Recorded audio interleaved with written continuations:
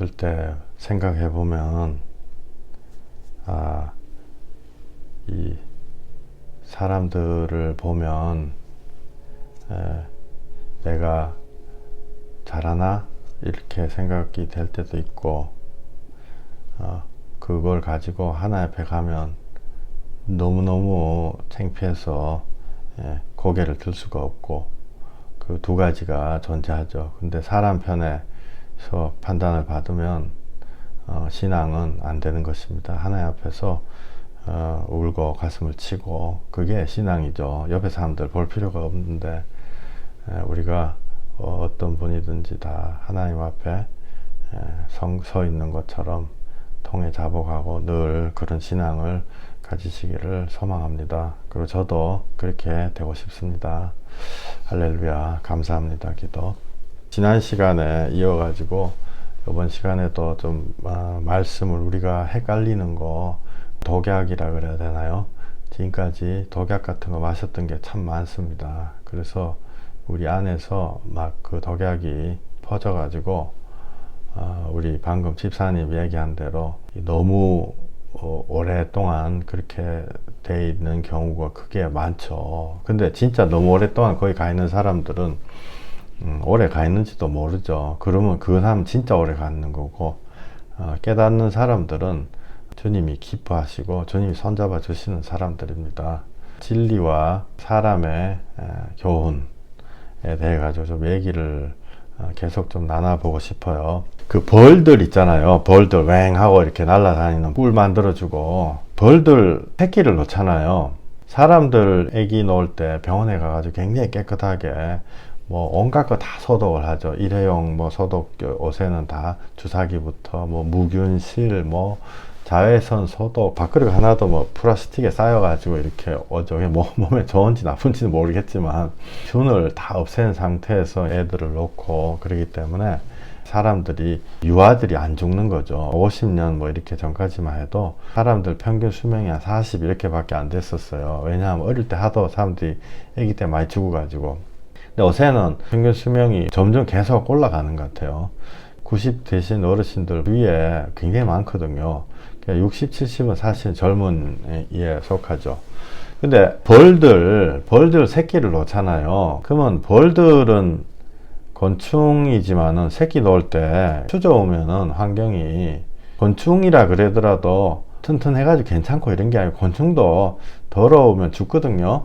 바이러스나 뭐 박테리아 뭐 이런 거 곤충한테도 다 해당되는 사항이에요. 그래서 걸리면 죽거든요. 막 몰살하고 이러는데, 그러면은 그 여왕벌이 새끼 놓을 때 어떻게 놓는가, 이 청결해야 돼요. 걔네들도 그 균이 없어야 되거든요.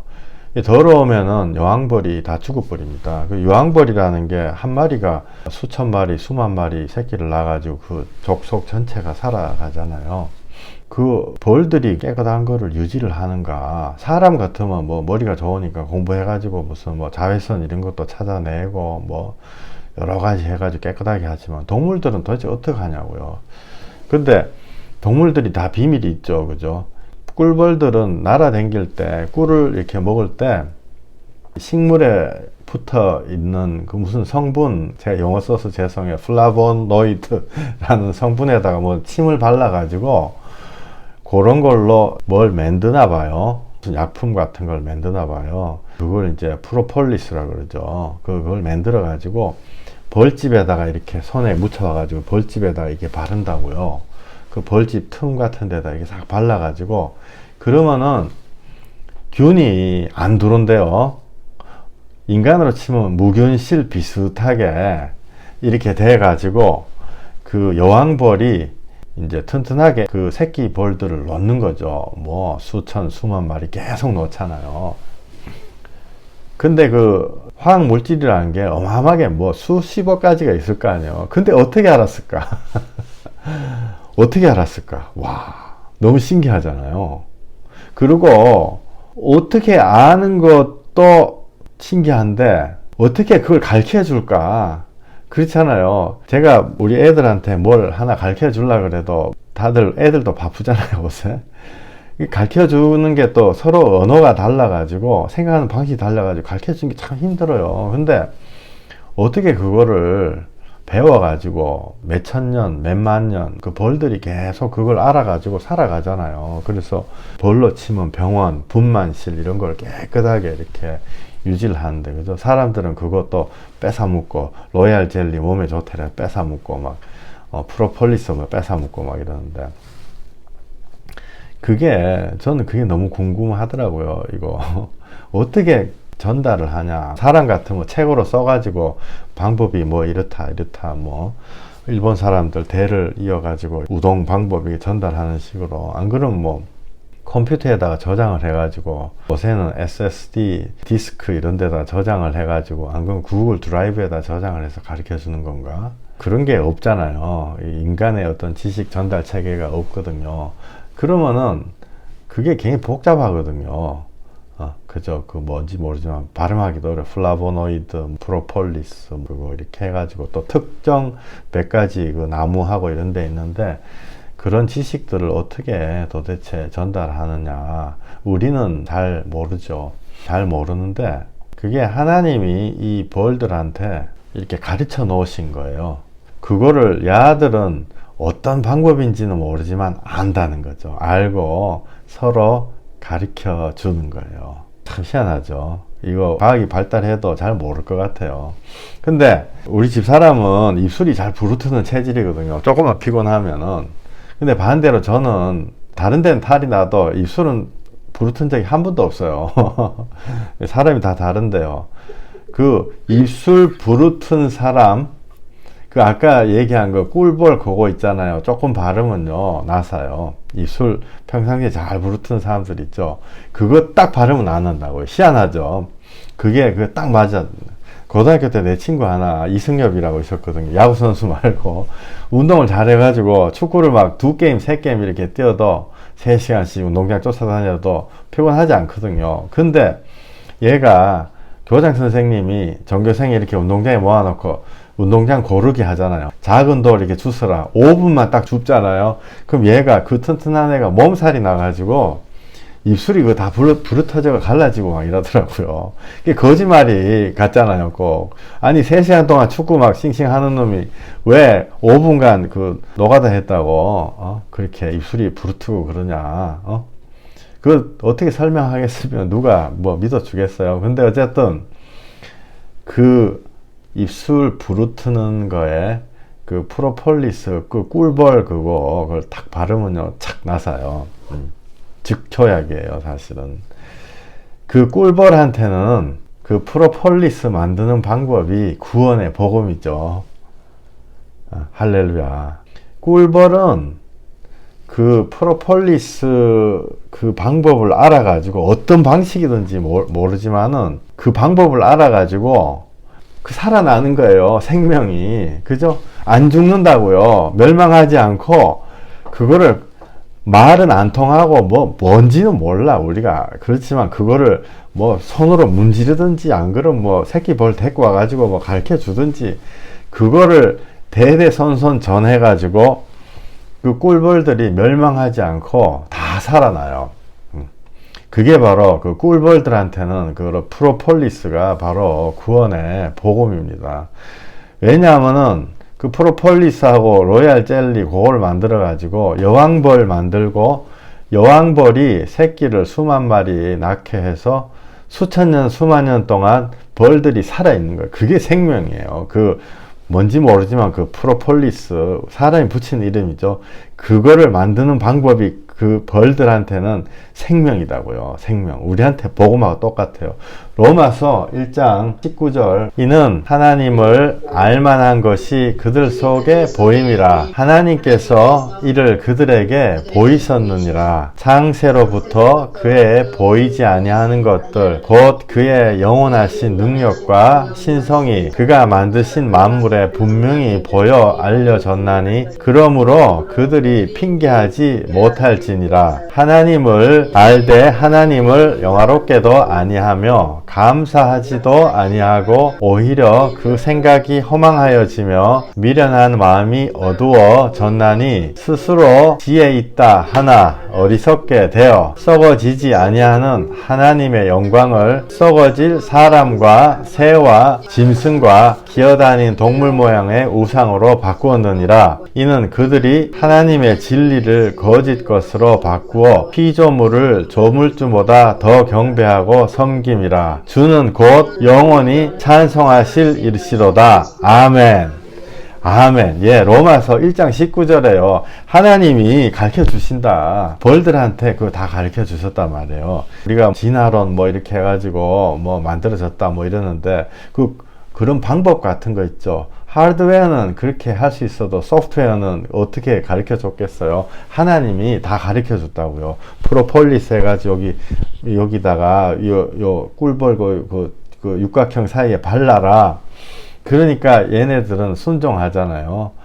그거 잊어버리지도 않고 계속 가르쳐 주는 거죠. 근데 우리들에게는 하나님이 우리의 생명을 살리실 예수님을 주셨습니다.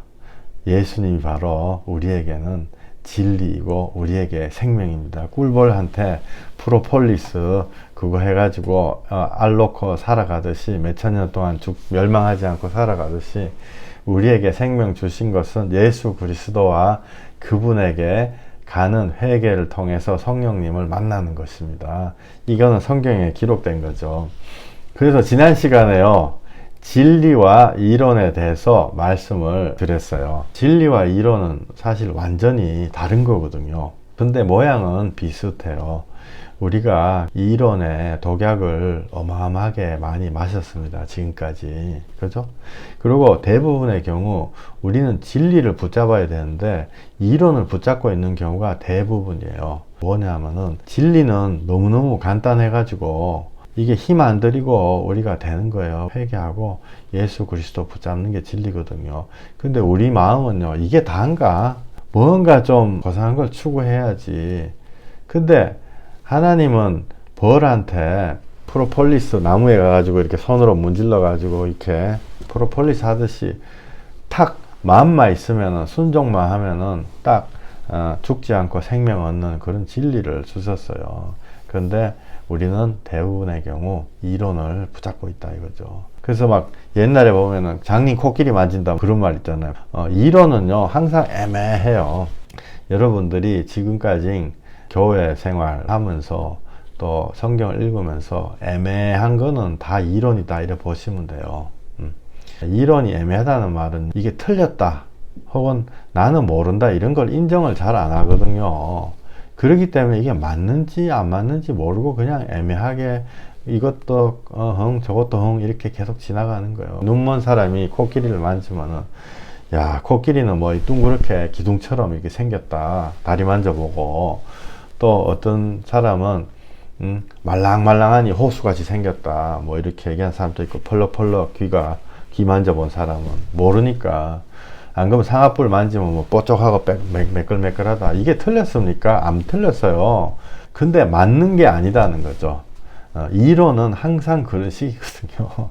애매해요. 그러나 진리는 너무너무 명확한 줄 믿습니다. 진리는 듣고 나면 내 마음이 스스로 동의를 해요. 회개하고 예수 믿어야 된다 이러면 그 마음이요, 내 마음이 동의하게 돼 있어요.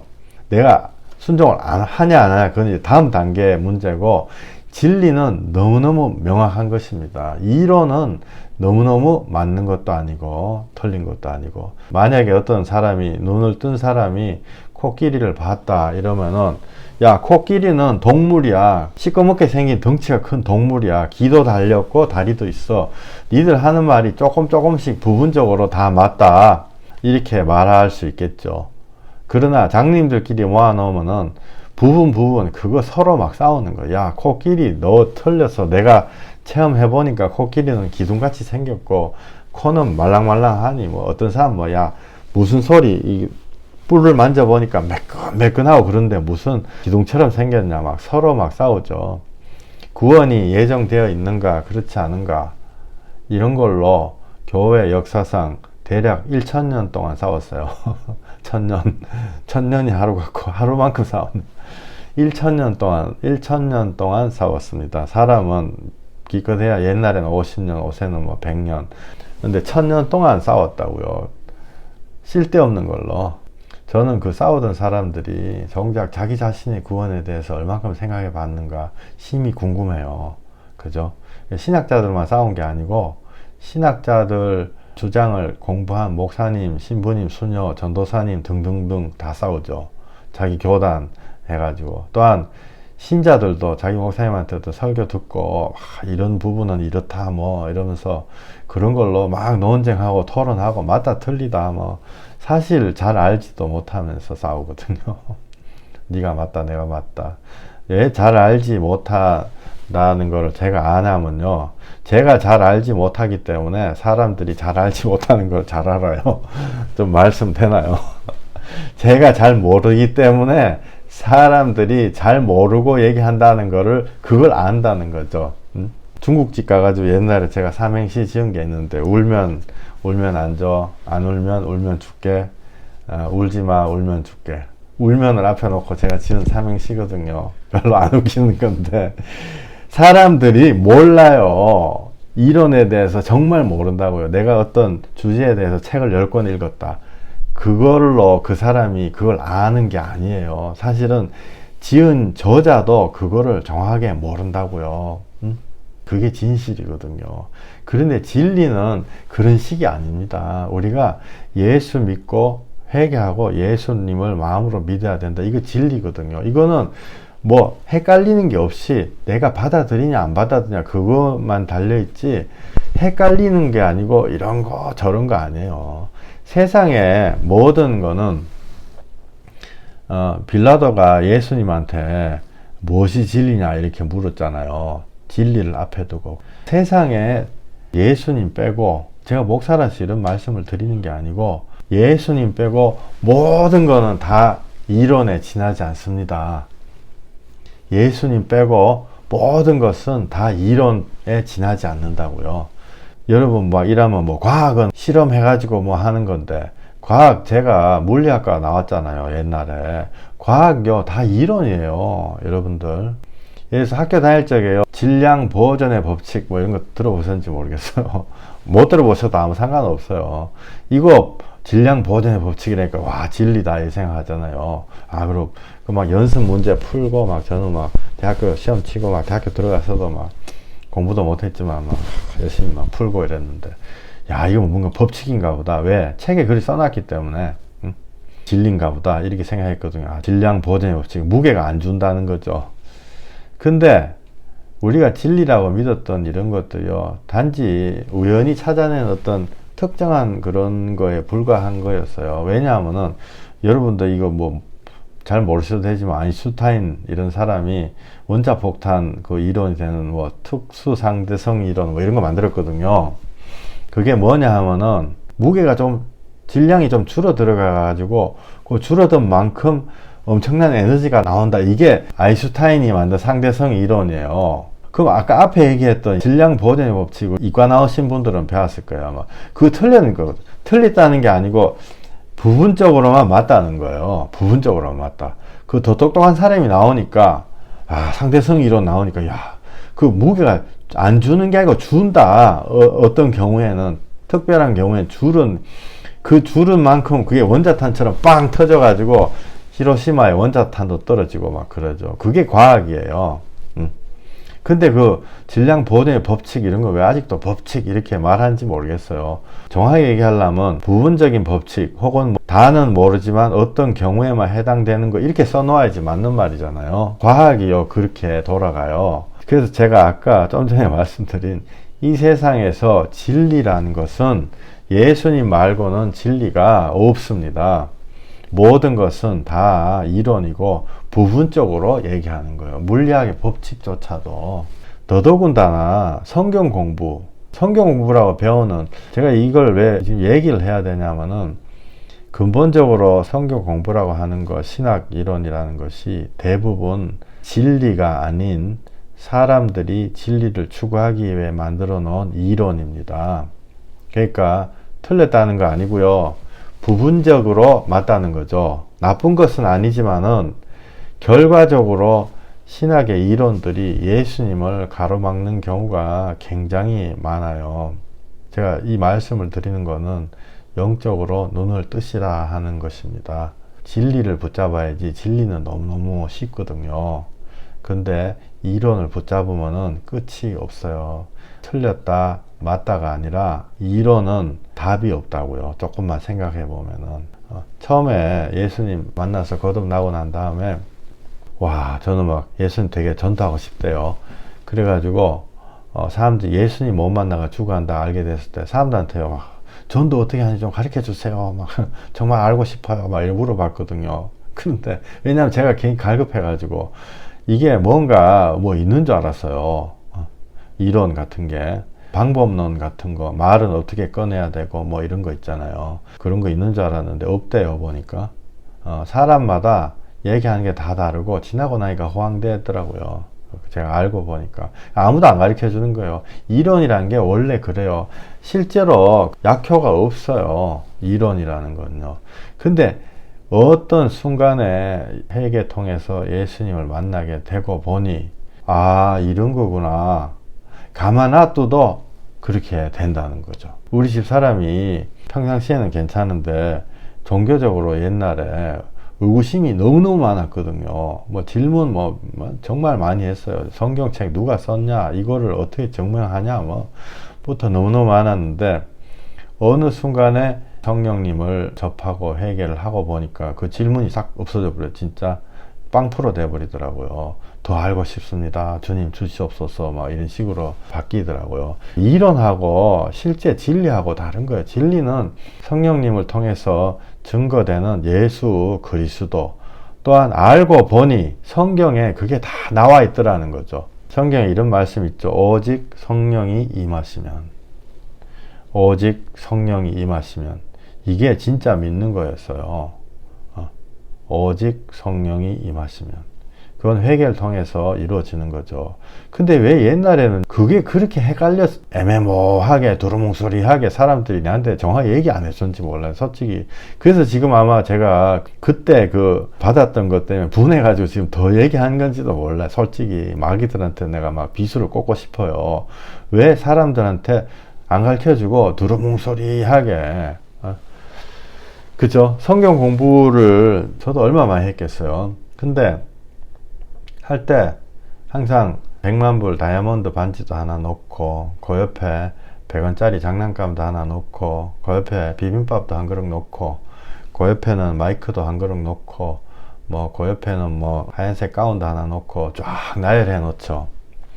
많은 사람들이 거기 왔으면 반드시 다이아몬드 반지를 딱 잡아 가지고 가야 되는데 다이아몬드 반지 그 가치를 모르니까 어떤 사람은 비빔밥 한 그릇 덥석 드는 사람도 있고 어떤 사람은 하얀색 가운 안에 막 시커먼 거 막 묻어 있는데도 그 위에 가운 억지로 입고 막 그러고 막 좋아하는 사람도 있고 100원짜리 장난감 막 들고 가는 사람도 있고 또 어떤 사람은 졸업장 같은 거 그런 거 막 들고 막 좋다고 그런 사람도 있고 그죠. 이거는 그렇게 가치가 다른 거를 쭉 진열해 놓은 사람이 잘못한 거예요. 안 그러면은 집은 사람이 잘못된 거, 집은 사람이 잘못된 거예요. 그죠. 둘 다 잘못된 것입니다. 그러나 항상 하나님은 즉시 회개하고 돌이키는 자한테는 은혜를 주시는 것입니다. 그래서 그 아까 얘기했던 비빔밥 다이아몬드 10억 원짜리 다이아몬드 반지 있다. 왕주먹만한 다이아몬드 반지가 있다면 그 옆에 놓여있는 비빔밥 한 그릇, 안 그러면 마이크 하나, 성가대 가운 하나, 졸업장 하나 이런 게 바로 다른 거죠. 다른 거가 바로 이론입니다. 여러분들이 꼭 구분을 하셨으면 좋겠어요. 예수 그리스도만 꽉 붙잡는 분들 되시기를 예수 이름으로 축원합니다. 저는 이런 얘기 너무너무 많이 들어가지고 옛날에 어떤 갈급했던 형제님 삼일체에 대해서 어떤 분한테 물었더니 그분이 나도 깨닫는데 2년 걸렸는데 너도 시간이 걸린다 뭐 이런 얘기 할 때요. 그 형제님은 그 갈급함으로 그걸 물었던 건데 그런 이론들이 사람을 죽이는 거죠. 이론은 아무리 쫓아가도 약효가 하나도 없어요. 먹어도 소용없는 약을 왜 먹어요? 그래서 50년 속세와 인연을 끊고 수행해도 깨닫는 것이 없어가지고 진리를 사람들한테 이야기를 못 해주죠. 산은 산이요, 물은 물이요, 이렇게 밑도 끝도 없는 얘기하죠. 자기가 정말 진리를 깨달았다, 이렇게 하세요, 한 문장으로 얘기할 수 있어야 된다고요. 우리가 잘나서 그런 게 아니라, 운전해가지고 막 어디 간다 이러면은 자동차 운전하는 방법만 알면 돼요. 그래서 내가 목적지까지 가야 된다고요. 근데 뭐 자동차 엔진이 돌아가는 내연기관의 원리, 또 뭐 자동차 할부금 계산하는 방법, 세계 자동차 뭐 1위부터 10위까지 뭐 판매량, 그런 거 아무리 알아도 아무 소용없다고요. 차 타고 내가 목적지로 가는 진리를 붙잡는 게 중요한 것입니다. 이론에 현혹되는 게 아니에요. 이 말씀 왜 드리냐면요, 매일매일 여기에 대한 도전이 있거든요. 여러분들 집을 딱 나서면요, 그때부터 교회를 가든 어디를 가든 간에 항상 거기에 대한 어떤 도전으로 헷갈려 하는 거죠. 심지어 신학까지, 인간의 지적인 추구의 산물인 신학 이론에서부터도 벗어나서 거듭남의 진리 회개하고 예수님 만나서 그 보혈의 피로 거듭나서 재씻김 받고 주님 안에 들어가는 진리를 붙잡아야 됩니다. 오해하시지 마세요. 성경 공부 멸시하는 게 아니고 그 안에 복음이 섞여 있지만은 우리가 진짜 진리를 붙잡아야 된다, 그거를 말씀을 드리려고 하는 거예요. 제가 이렇게 경험상으로 이렇게 보니까 예수님 찾아가는 구원의 여정에는 두 가지 독극물이 있어요. 몇 가지 있어요. 근데 그 중에서 굉장히 심각한 두 가지 독극물이라는 거죠. 독극물 한번 생각해 보세요. 우리가 만약에 길을 가는데 요새는 한 거 있는지 모르겠어요. 뭐 도랑 같은 거 이렇게 뭐 이렇게 하면 시꺼먼 거 막 들어있잖아요. 옛날에 보면은 시에서 나와가지고 도랑을 치고 막 이러는데 그 시꺼먼 물이죠. 그 마시면 죽잖아요. 내가 볼 때 한 컵만 마셔 죽지 싶어요. 우리가 예수님 찾아가는 구원의 여정에는요, 몇 가지 독극물이 있는데 그 중에서 오늘 두 가지 얘기를 하고 싶어요. 내가 왜 독극물이라고 여러분들한테 말씀을 드리냐면요, 그거를 계속 먹으면 결국엔 죽기 때문에 그래요. 그걸 토해내야 됩니다. 그만큼 심각한 거거든요. 왜 심각하냐면은 예수님이 유일한 구원자라는 거를 믿지 못하게 방해하기 때문에 제가 독극물이라고 부르는 거예요. 독약, 아주 악한 거 먹으면은 속이 타가지고 죽어본다고요. 그 두 가지 중에 한 가지가 나한테서부터 진행되는 거는 지적인 허영이 독극물이에요. 우리 영혼의 독극물, 방금 말씀드렸던 지적인 허영, 진리하고 이론을 분간을 못 해가지고 진리이신 예수님을 붙잡아야 되는데, 그게 아니고 어떤 지식의 허영, 성경을 잘 외운다고요 진리를 붙잡은 거 아니에요, 절대로. 그래서 목사가 됐다 그래가지고 진리를 붙잡은 거 아니다고요. 무슨 대단한 졸업장을 받았다 그래가지고 그게 진리를 붙잡은 거 절대로 아닙니다. 지난 시간에 말씀드렸지만 신학교 교수님 중에서도요, 무슨 비판 신학자, 뭐 종교 비교학자, 예수님 안 믿는 사람이에요, 기본적으로. 이건 제가 과장하는 게 아니고, 첫 번째는 우리가 지적인 허영심, 내가 뭔가를 많이 알면 주님 앞에 구원되네, 그게 영혼의 첫 번째 독극물이고, 두 번째는 인간의 교훈, 이게 두 번째 독극물이에요. 교훈. 이 두 가지가 아주 심각한 독극물이에요. 나의 지적인 허영과 인간의 교훈.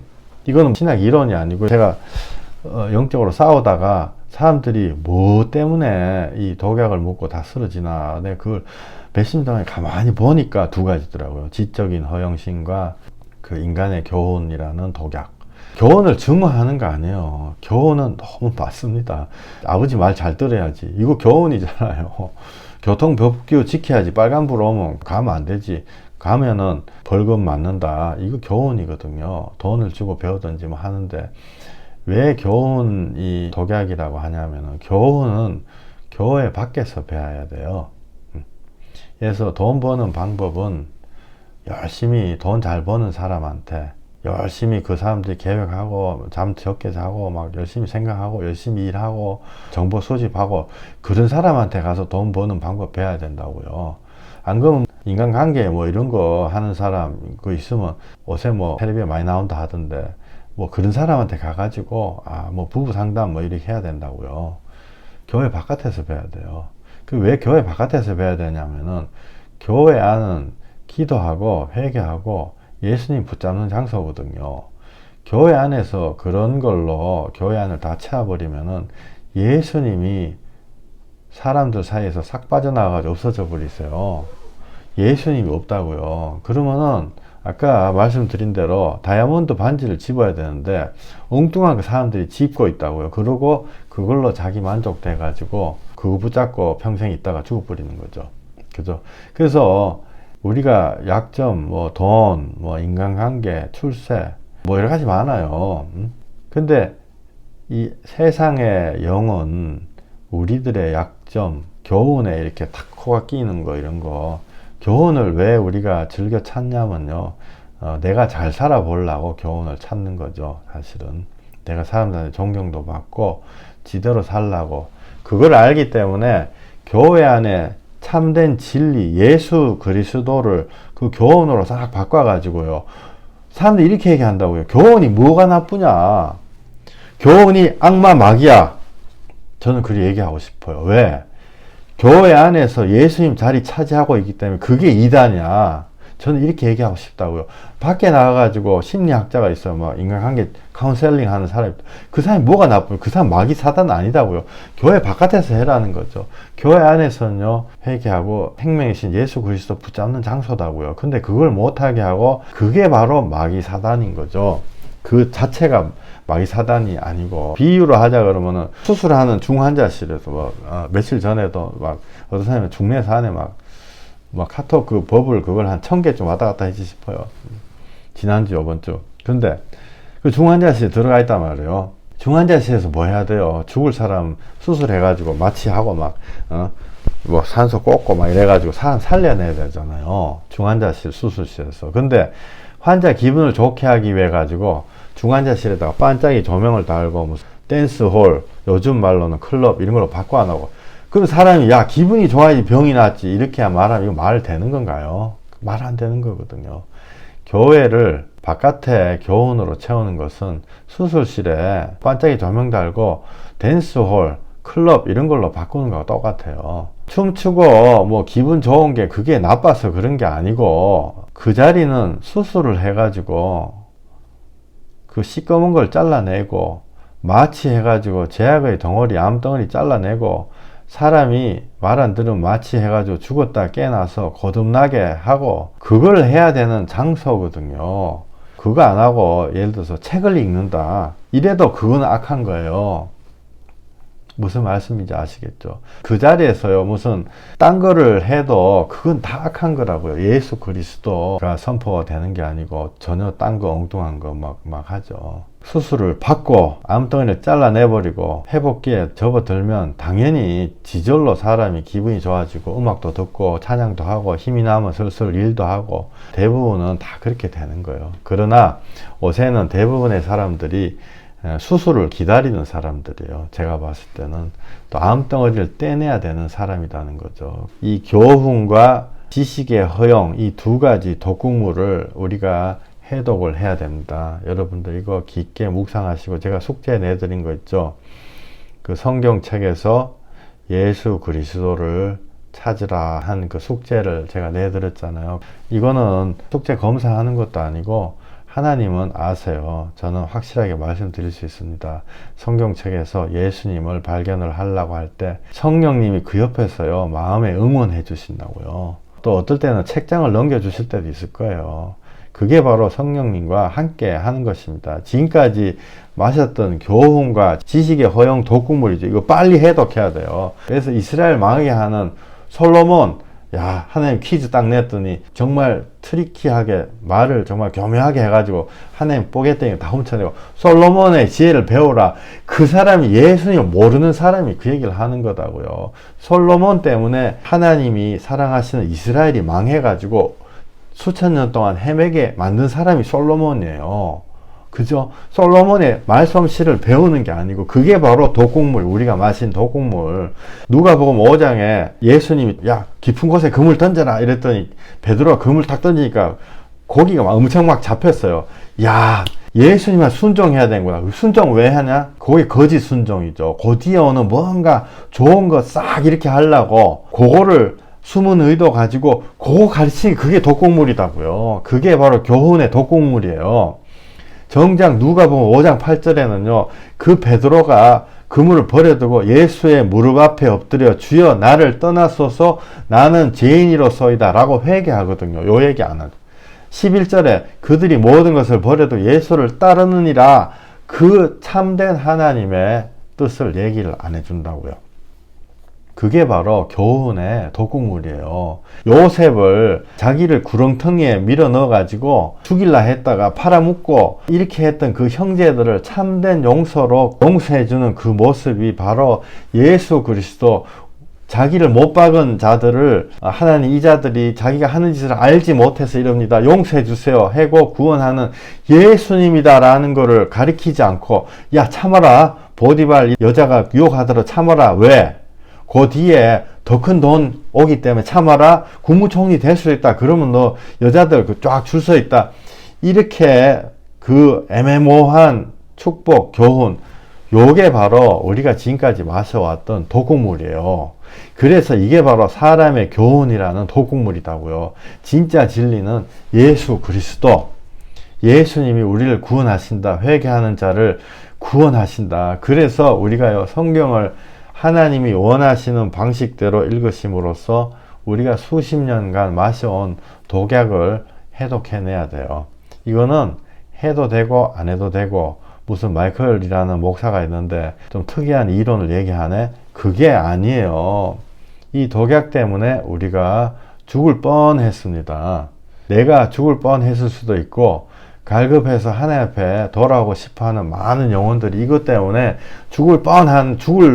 죽는다고요. 실제로 말씀드리죠. 80%가 죽는 거예요. 성경에 90%가 돼 있어요. 10명의 문둥병자 중에 1명만 예수님 앞에 돌아온다는 거죠.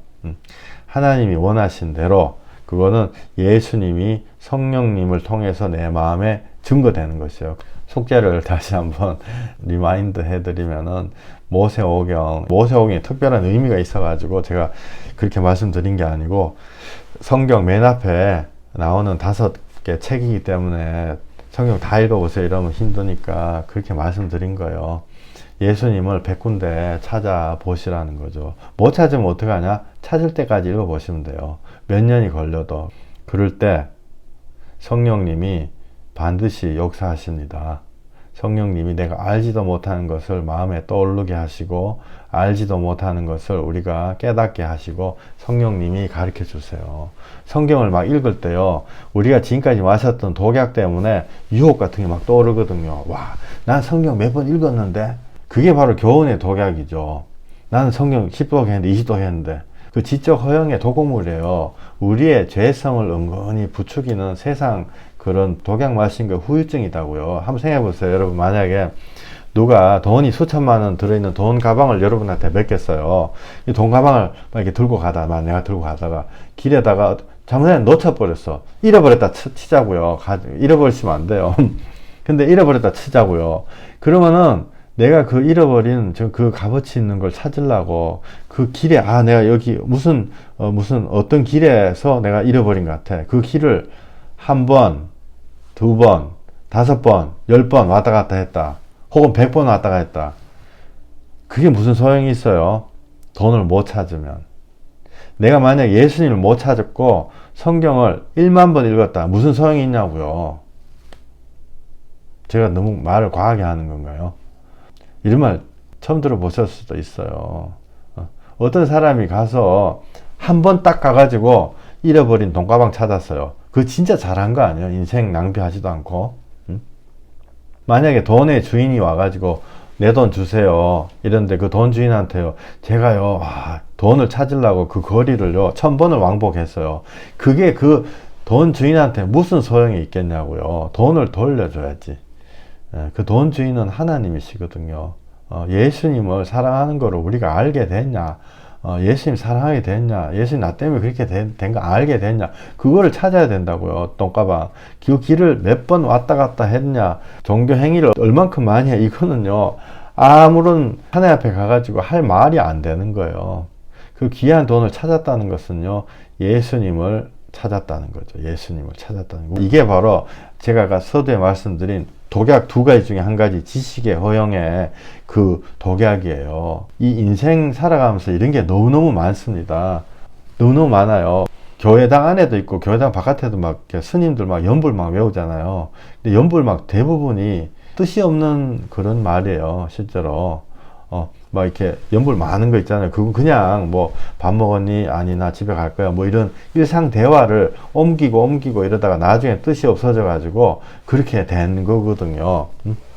이게 지금 제가 너무 약간 어렵게 예를 들어서 뭐 코카콜라 있잖아요. 영어로 콕이라고 했죠. 코카콜라 이렇게 발음하죠. 이거는 중국 사람들은 코카콜라라는 그게 없잖아요. 그래가지고 뭐라고 쓰냐면은 그 한문으로요, 가구가락이라고 써놔요. 그 한문으로. 이거 뭐 갑자기 좀 난해지네. 근데 요 화면에 지금 요 띄어드렸죠. 이게 그 중국에 가면 코카콜라, 그게 가구가락 발음 비슷하죠. 근데 이 가구가락이라고 딱 됐을 때는요, 이거 미국 사람이 보고 이게 코카콜라라는 거 어떻게 아냐고요. 모른다. 전혀 모르는 거예요. 근데 이게 자기네들끼리는 이게 코카콜라라고 생각하는 거죠. 실제로 이 원래 코카콜라 나오는 그 미국 영어 사람들이 읽으면 이게 코카콜라인지 이게 그림인지 전혀 모르는 거죠. 그러니까 우리가 예수님을 모르고 성경책을 읽는 게 이거하고 비슷하다고요. 이렇게 써놓고 코카콜라라고 사람들이 누군가 알아들어 주기를 바라는 거, 그게 과연 하나님한테 통하냐? 안 통한다고요. 이거는 희한하게 공평한 거죠. 그죠? 시골의 무학의 할머니에게도 하나님의 구원은 공평하게 다가오는 것입니다. 그래서 모세오경 읽으시고요. 꼭 거기서 예수 그리스도 찾으시는 여러분들 되시기를 원합니다.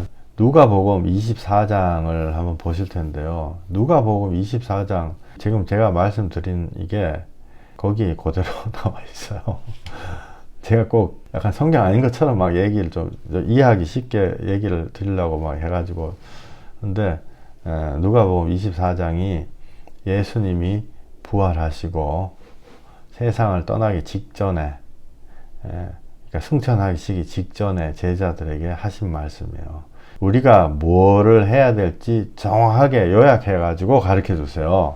예수님이 가시기 직전에 한 말이니까 이게 제일 중요한 건 유언비스무리하게 죽으시는 건 아니지만은 요 44절 마이크 키시고 한번 같이 읽으시겠습니다. 내가 너희와 함께 있을 때 너희에게 말한 바 곧 모세 율법과 선지자의 글과 시편의 나를 가리켜 기록된 모든 것이 이루어져야 하리라 한 말이 이것이라 하시고.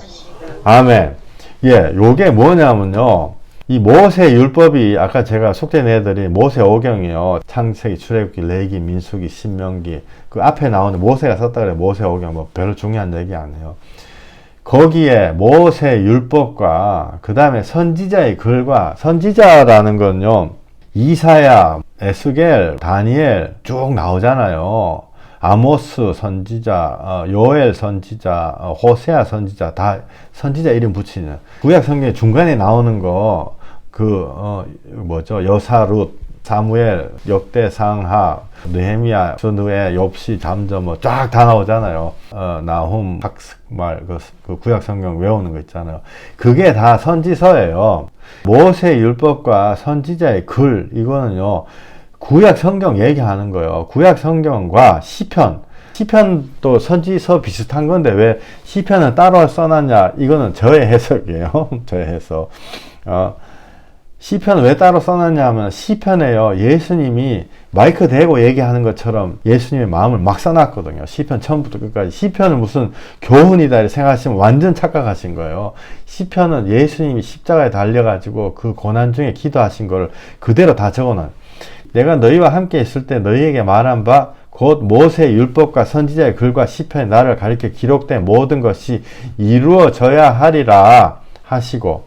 이게 고난 중에 예수님이 오신다는 하나님의 언약이 이루어져야 된다는 거죠. 그래서 시편 특히 보면은 예수님 이야기 너무너무 많이 나와요. 제가 한 6개월 전에 막 시편 22편 막 해가지고 이렇게 설교 많이 드렸어요. 그건 교훈이 아니고요. 예수 그리스도가 자기의 십자가 고난을 거기 그대로 적어 놓으신 거예요. 예수님이다라고 딱 생각하고요. 시편 읽으면요. 눈물이 잘잘잘 나오는 거예요. 왜? 예수님이 고난을 그렇게 당하셨기 때문에 예수님이 십자가에 달리셔가지고 주여 주여 그 고난 중에 구원해달라고 간구하시는 거죠. 그때 하나님이 예수님을 십자가에서 부활시키시죠. 그죠? 이거 굉장히 영적인 비밀이에요. 여러분들 나중에 혹시라도 개인적으로 얘기할 때 저한테 뭐 더 얘기하고 싶으면 물어보세요. 이거 대단한 영적인 비밀이고 성령님 붙잡는 어떤 비밀이 숨겨져 있어요. 시편 읽을 때 고난에 대해서 구원해 달라고 그 기도하는 거 있죠. 그게 예수님이 거기다 적어 놓으신 거다고요. 다윗의 손을 빌어 가지고 그때 우리가 그 기도를 우리가 입으로 할 때 예수님의 고난에 참여하는 거예요. 그래서 죄 없으신 예수님이 십자가에 벌을 받고 그 고난을 받은 게 내가 그 기도를 붙잡고 기도할 때요. 나는 못난 죄인이지만 예수님 안에 들어가서 같이 구원 받는 거예요. 무슨 말씀인지 아시겠죠? 이거 제가 시간이 없어가지고 짧게 밖에 얘기 못하는데 그게 어마어마한 성령님을 받는 그 진짜 비결이다고요. 며칠 전에도 어떤 그 많이 아프신 어떤 자매님 한 분 계셨는데요. 제가 시편 142편 같이 읽었거든요. 시편 142편이 뭐냐면은 제가 읽어드릴게요. 142편에 내가 소리내어 여호와께 부르짖으며 소리내어 여호와께 간구하는도다. 내가 내 원통함을 그의 앞에 토로하며 내 우한을 그의 앞에 진술하는도다. 내 영이 내 속에서 상할 때 주께서 내 길을 아셨나이다. 내가 가는 길에 그들이 나를 잡으려 올무를 숨겼나이다. 이런 성경 말씀을 떡 읽으면요. 좀 약간 뭐 기분이 나쁜 것 같은데 뭔가 고생하는 그런 성경 말씀이네. 그게 아니다고요. 예수님이 십자가에 달려가지고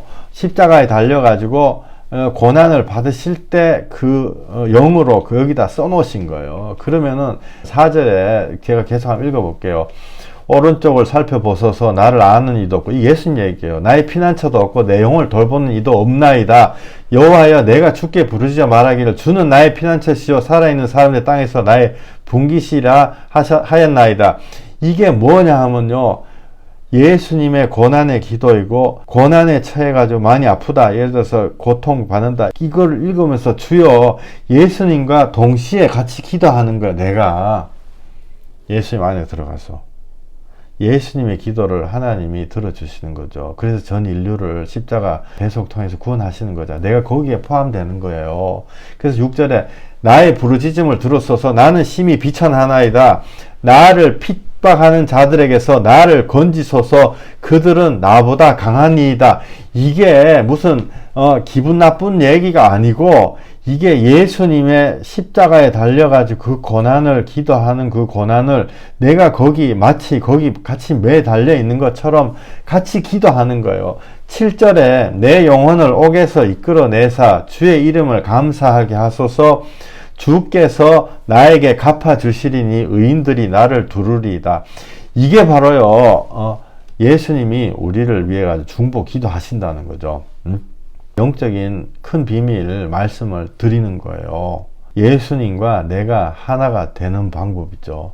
그리고 예수님을 통해서 내가 회개하고 이 예수님의 고난을 보면서 괴로워가지고 주여 나는 자격도 없는데, 그래서 다시 누가복음으로 돌아가서요, 24편 45절 이에 그들이 마음을 열어 성경을 깨닫게 하시고, 아까 그 읽었죠. 선지자와 모세와 시편 이런 거 다 예수님 얘기다.